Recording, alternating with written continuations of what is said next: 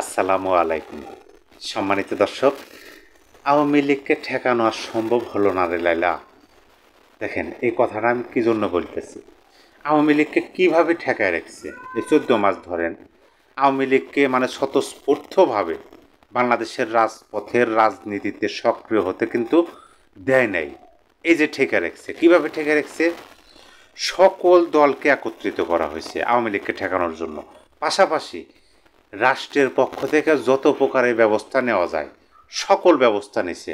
যেমন ধরেন, আওয়ামী লীগের কর্মকাণ্ড নিষিদ্ধ করা হয়েছে, ছাত্রলীগকেই তো নিষিদ্ধ করা হয়েছে, আওয়ামী লীগের ভাতৃপ্রতিম সংগঠন। এই যে আওয়ামী লীগের কর্মকাণ্ড নিষিদ্ধ করা হয়েছে, তার পাশাপাশি এটারই ধারাবাহিকতায় নির্বাচন কমিশন করছে কি আওয়ামী লীগের নিবন্ধন স্থগিত করে দিচ্ছে। আর সকল দলকে নিয়ে একটা জাতীয় ঐক্যমত্য, মানে আওয়ামী লীগ ঠেকানো, আওয়ামী বিরোধী রাজনৈতিক দলগুলোকে নিয়ে একটা জাতীয় ঐক্যমত্য নাম দিয়ে একটা কমিশন গঠন করছে। কী জন্য? যে আওয়ামী লীগ ঠেকাও।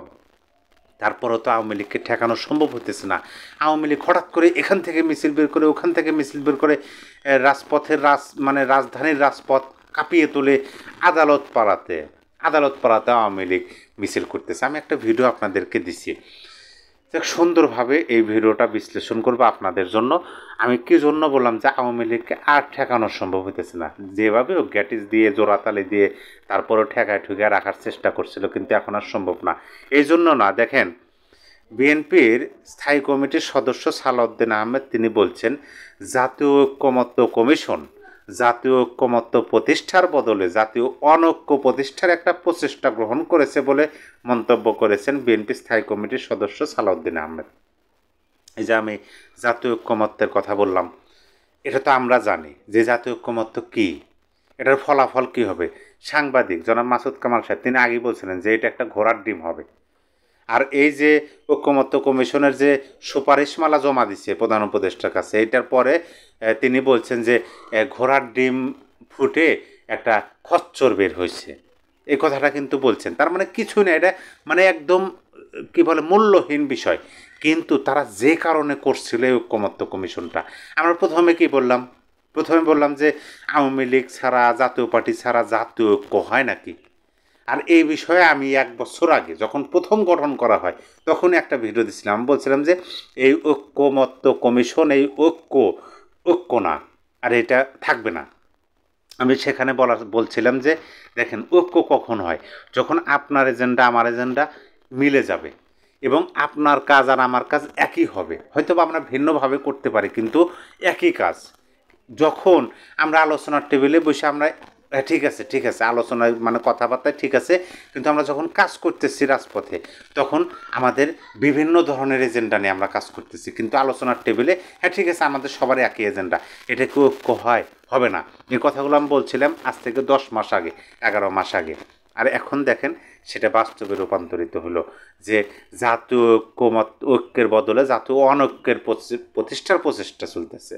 এখন এইটা দ্বারা আওয়ামী লীগকে ঠেকানো আর সম্ভব হলো না। এইটার সম্পর্কটা কি? এটার সম্পর্কটা আপনাদেরকে বলি। আওয়ামী লীগকে কীভাবে ঠেকায় রাখছে?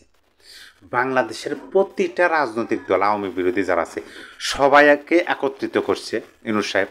একত্রিত করে রাজনৈতিক দলের একটা ব্যারিকেড, একটা দেওয়াল তৈরি করছে। তারপরে কি করছে? রাষ্ট্রের পক্ষ থেকে যত ধরনের পদক্ষেপ নেওয়া যায় সব ধরনের পদক্ষেপ নিচ্ছে। কীভাবে নিছে? রাষ্ট্রের পক্ষ থেকে আওয়ামী লীগের সকল স্থাপনা, আওয়ামী লীগের স্থাপনা মানে জাতীয় স্থাপনা, জনগণের স্থাপনা, সেগুলো তো ধূলিসাৎ করছে। তার পাশাপাশি আওয়ামী লীগের কর্মকাণ্ড উপর নিষেধাজ্ঞা দিচ্ছে। এটা নিষেধাজ্ঞা দেওয়া মানে কি? রাষ্ট্রযন্ত্রকে আওয়ামী লীগের বিপরীতে দাঁড় করানো। এটা কিন্তু ভালোভাবে খেয়াল করতে হবে। তারপরে দেখেন, এইটার ধারাবাহিকতা নির্বাচন কমিশন আওয়ামী লীগের নিবন্ধন স্থগিত করছে। তার আগে আওয়ামী লীগের ভাতৃপ্রতিম সংগঠন ছাত্রলীগকে নিষিদ্ধ করে দিচ্ছে। তালিকার কোনো কিছু বাদ আছে? বাদ নাই। এত দেওয়াল তৈরি করছে, সবাই একত্রিত হয়ে আওয়ামী লীগের বিপক্ষে লড়তেছে। কি জন্য? আওয়ামী লীগকে ঠেকানোর জন্য। তারপরে তো আওয়ামী লীগকে ঠেকানো সম্ভব হইতেছে না। আমি কালকে দেখলাম একটা ভিডিও, আপনাদেরকে দিচ্ছি সেই ভিডিওটা। আদালতে হাজার হাজার মানুষ আওয়ামী লীগের পক্ষে, শাহজাহান খানের পক্ষে, আওয়ামী লীগ নেতার পক্ষে স্লোগান দিতেছে, মিছিল করতেছে, নিঃশর্ত মুক্তি চেতেছে নির্ভয়ে। এটা কামব্যাক করা না? রাজধানীর রাজপথে বিভিন্ন সময় বিভিন্ন জায়গায় হঠাৎ করে আওয়ামী লীগের বিশাল বিশাল মিছিল বের হইতেছে, সাধারণ মানুষ তাদেরকে সমর্থন দিতেছে। এটা আওয়ামী লীগের মানে ঠেকানো সম্ভব হইতেছে না তো। সকল বাধা উপেক্ষা করে আওয়ামী লীগ চলে আসতেছে। এর মধ্যে আবার জাতীয় অনৈক্য তৈরি হয়ে গেছে।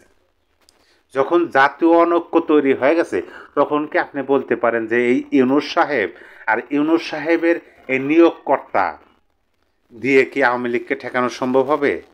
কোনোভাবেই সম্ভব হবে না। আওয়ামী লীগ ঠেকানোর জন্য একটা ঐক্যমত্য করছিল, সেইটার যখন তাদের এজেন্ডা প্রকাশে চলে আসলো, শোনেন, আমরা যারা কথা বলি সোশ্যাল মিডিয়াতে, আমরা আগে থেকেই কথাগুলো বলে আসতেছি। আপনি জনাব গোলাম মাওলা রনি সাহেবের বক্তব্য শোনেন, জনাব মাসুদ কামাল সাহেবের বক্তব্য শোনেন, জনাব আনিস আলমগীরের বক্তব্য শোনেন, আব্দুল তুষার সাহেবের বক্তব্য শোনেন, সবার বক্তব্যের মাঝেই দেখবেন তারা এটা স্পষ্টভাবেই বলছে যে এই জাতীয় ঐক্যমতের ফলাফল হবে অশ্বডিম্ব, মানে ঘোড়ার ডিম যেটাকে বলে। ঘোড়া তো ডিম পারে না, তার মানে এটা হলো কিছু না, একটা ভুয়া জিনিস। এটা কি করতেছে আলী রিয়াজ সাহেব? তিনি বাংলাদেশের তো মানুষই না, তিনি তো থাকতেছেন বিদেশে, বিদেশের দ্বৈত নাগরিকত্ব। তিনি এসে আমাদের সংবিধান সংস্কার এটা ওইটা ঐক্যমত্য শিখাইতেছে, আর এটা বাস্তবায়ন হবে না, এই কথাগুলো স্পষ্টভাবে কিন্তু বলছেন মাসুদ কামাল সাহেবরা।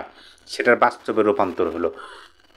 আমরা স্পষ্টভাবেই বুঝতে পারছিলাম যে এইটা শুধু আওয়ামী লীগকে ঠেকানোর জন্য রাজনৈতিক দলগুলোকে কাছে রাখা, যে ডাকলেই যেন কাছে আসে, মানে কোনো রকমভাবে তাদেরকে একটু জানালে যে আপনারা চলে আসেন, তারা যেন ছুটে চলে আসে, এরকম একটা ব্যবস্থা করছিল ইউনূস সাহেব। কিন্তু সেই ব্যবস্থাটা হঠাৎ করেই প্রকাশ হয়ে গেল, নিজেদের এজেন্ডা বাস্তবায়ন করব। সেই বাস্তবায়ন যখন দেখতেছে রাজনৈতিক দলগুলো না, আমাদের তো ব্যবহার করা হয়েছে, তখন তারা প্রকাশ্যে বলতেছে যে এটা তো জাতীয় ঐক্যমত্য না, জাতীয় অনৈক্য প্রতিষ্ঠা করতেছে। আর এইটা যে হইতেছে, আওয়ামী লীগকে এখন কীভাবে ঠেকাবেন? সবাই একত্রিত হয়ে যখন আওয়ামী লীগকে ঠেকাতে পারতেছে না, তখন সবার মধ্যে যখন এটা প্রকাশ্যভাবে অনৈক্য সৃষ্টি হবে, তখন আপনি আওয়ামী লীগকে ঠেকাবেন। দেখবেন যে অনেক শক্তি আছে, অনেকে আওয়ামী লীগের সাথে যে হাত মিলেব, আওয়ামী লীগকে কব যে এখন আপনারা চলে আসেন, আমরা আর পারতেছি না, আমাদের সহযোগিতা করেন। বিশ্বাস না হয় আপনি এই অল্প কিছুদিন অপেক্ষা করেন, দেখেন আওয়ামী লীগের নেতৃত্বে বাংলাদেশের রাজপথের আন্দোলন হবে বলে আমি মনে করতেছি। কারণ আমি ছোট বিদ্যা বুদ্ধিতে যতটুকু বুঝি যে এত এত ব্যবস্থা নেওয়ার পরেও, এত রাজনৈতিক দলগুলোই একত্রিত আওয়ামী লীগের বিপক্ষে দাঁড় করার পরেও যখন আওয়ামী লীগকে ঠেকানো সম্ভব হইতেছে না, তখন এদের মধ্যে যখন অনৈক্য প্রকাশ হইতেছে, তখন কিভাবে আওয়ামী লীগকে ঠেকাবে? কোনোভাবে ঠেকাবে। আর আওয়ামী লীগের প্রথম এজেন্ডা কি? এই সরকারকে উৎখাত করা, তারপরে নয় নির্বাচন। প্রথম এজেন্ডাই তো এই সরকারকে উচ্ছেদ করা। এবং তারা বলে যে সরকার অবৈধ সরকার, এটা সত্য কথা, সাংবিধানিক সরকার, জনগণের ম্যান্ডেট নাই। আওয়ামী লীগ যদি রাজপথে ফেরে প্রথম ধাক্কাতেই এই সরকারকে ক্ষমতাচ্যুত করবে। আর সেটাই এই সরকার কী করলো, নিজেদের এজেন্ডা বাস্তবায়নের জন্য আওয়ামী লীগের ফিরে আসার পথ আরও সহজ করে দিল। একটু কঠিন ছিল, কিন্তু এখন সহজ করে দিছে, এটাই সত্য কথা। কারণ হতেছে যে ঐক্য এখনও অনৈক্যের পথ ধরছে। সম্মানিত দর্শক, আপনার মতামত জানাবেন। আওয়ামী লীগকে ঠেকানো কি আর কোনোভাবে সম্ভব হবে? এমনি সম্ভব হইতো না। সবাই যেভাবে ছিল, সবাই আওয়ামী বিরোধী অবস্থান নেওয়া, কর্মকাণ্ড নিষিদ্ধ, তারপরও সম্ভব হতো না, তারা ফিরতই। তার মধ্যে একটু সহজ হলো আর কি, মানে সময়টা কম লাগবে, পরিশ্রমটা কম হবে, সব কিছু একটু মানে অল্প সময়ের মধ্যে ব্যাক করবে বলে আমি মনে করতেছি।